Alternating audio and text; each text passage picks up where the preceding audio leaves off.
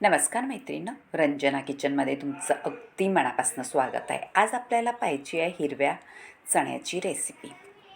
हिरवे चणे म्हणजे हे सुद्धा वाळलेलेच असतात, पण आपल्याला 3 तास असे भिजवून घ्यायचे. 3 तासानंतर आपल्याला त्यापासून रेसिपी बनवायची आहे.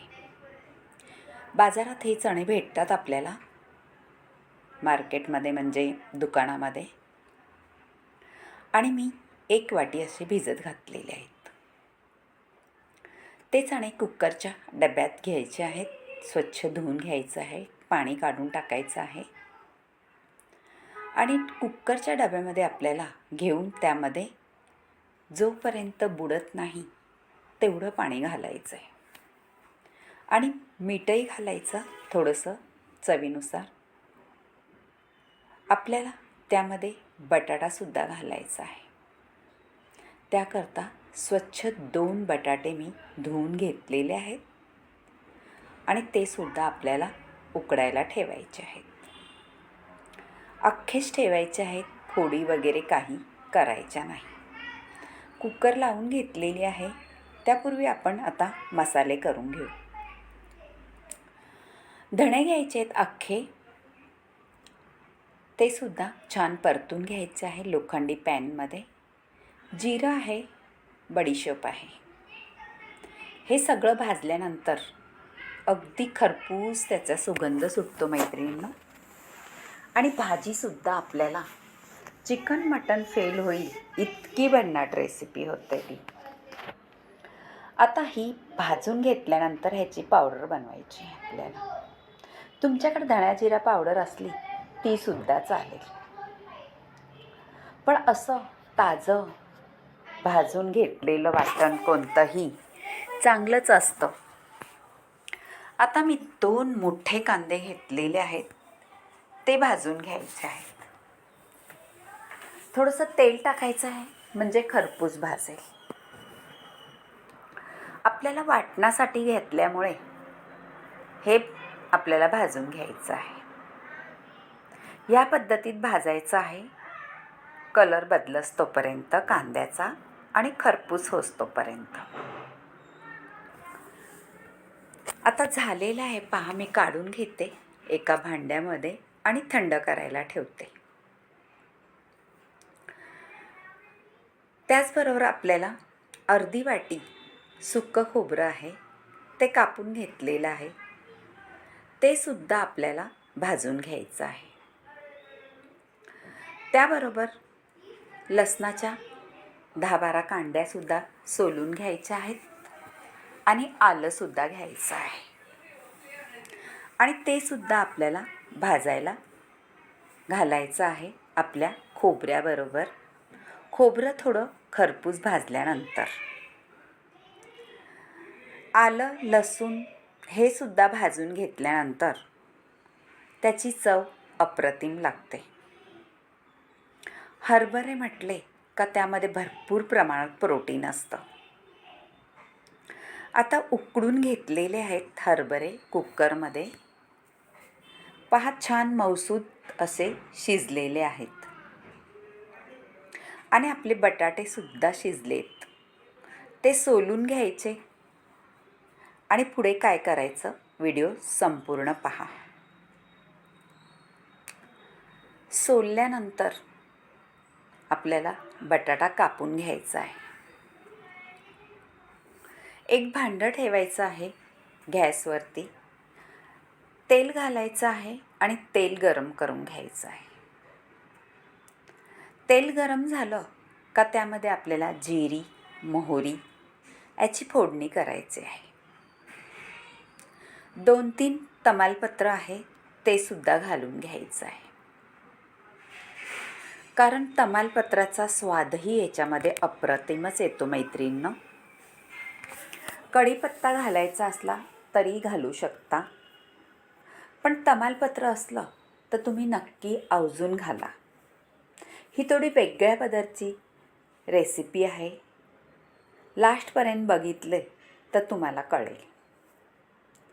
एक मोठा टॅमॅटो होता, तो सुद्धा कापून घातलेला आहे आणि मऊसूद होस्तोपर्यंत आपल्याला परतून घ्यायचं आहे. तेलामध्ये. आता तेलामध्ये टॅमॅटो परततोय तोपर्यंत आपल्या त्याच्यावरती मसाले घालायचे आहेत. घरगुती मसाला घातलेला 1 चमचा, हळद घातलेली अर्धा चमचा आणि कांदा लसूण मसाला मैत्रिणींनो घाला 1-1.5 चमचा असा.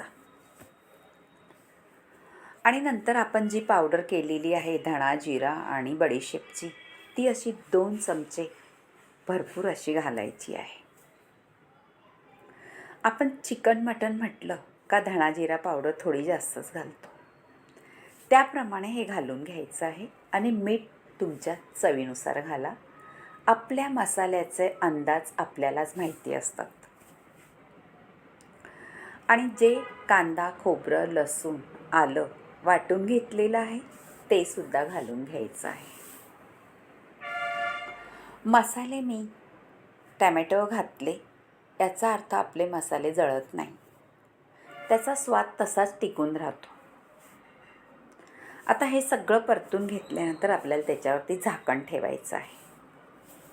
झाकण ठेवल्यानंतर आपलं कांदा खोबऱ्याचं वाटण छान शिजलं जातं तेलामध्ये. आणि तेलामध्ये परतून घेतलेलं वाटण त्याचा स्वाद छान येतो. आता मिक्सरच्या भांड्यात आपला थोडासा मसाला उरला होता लागलेला, तो सुद्धा आपल्याला पाणी घालून विसळून घ्यायचा आहे. गृहिणी म्हटलं का असं काही आपण करतोच. परत एकदा पाणी घातल्यानंतर झाकण ठेवायचं आहे आणि खळखळून उकळी घ्यायची आपल्या मसाल्याला. मसाल्याला उकळी घेतल्यानंतर बटाटे कापून घेतलेले घालून घ्यायचे आहेत. बटाटे शिजलेले आहेत उकडून घेतलेले, त्यामुळे बटाट्याला अजिबात वेळ लागणार नाही शिजायला. आणि आपली ग्रेव्हीही छानच शिजलेली आहे. त्याचबरोबर आपले चणे उकडून घेतलेले तेही घालून घ्यायचे आहे. त्याच्यामध्ये पाणी होतं ते सुद्धा आपण ओतून घेतलेलं आहे. त्यामध्ये छान त्याचा अर्क उतरलेला असतो, म्हणून ते पाणी आपल्याला फेकून द्यायचं नाही. आता ह्या ग्रेव्हीला छान अशी खळखळून उकळी घ्यायची आहे, मसाल्याची तवंग येईस्तोपर्यंत. झाकून ठेवल्याने पटकनी उकळी येते आणि छान सगळे मसाले आणि हरभरे बटाटा एकजीव होतो. खरंच मैत्रीण, तुम्ही ही रेसिपी नक्की करून पहा आणि रंजना किचनला लाईक करा, शेअर करा, कमेंट करायला विसरू नका आणि सबस्क्राईब करा. अगदी हिरवे चणे प्रोटीनयुक्त ही रेसिपी तुम्ही भाकरीसोबत खाऊ शकता, चपातीसोबत खाऊ शकता, भाताबरोबर सुद्धा ही रेसिपी तुम्ही खाऊ शकता. आवडली तर एक कमेंट करायला विसरू नका. हे आहे पुदिन्याची पानं. आपल्याला ह्याच्यात कोथिंबीर वापरायची नाही, पुदिन्याची पानं घालून घ्यायची आहे. त्याचा स्वाद खरंच खूपच वेगळा येतो ह्या रेसिपीला. तुम्ही कधी पाहिले का करून पुदिन्याच्या पानाची चण्याची आमटी म्हणा किंवा भाजी म्हणा. झालेली आहे, नक्की करून पहा. बाय मैत्रिणो, भेटूया आपण अशाच नवनवीन रेसिपीमध्ये. तोपर्यंत चण्याच्या भाजीला छान स्वाद घ्या आणि करून पहा. बाय.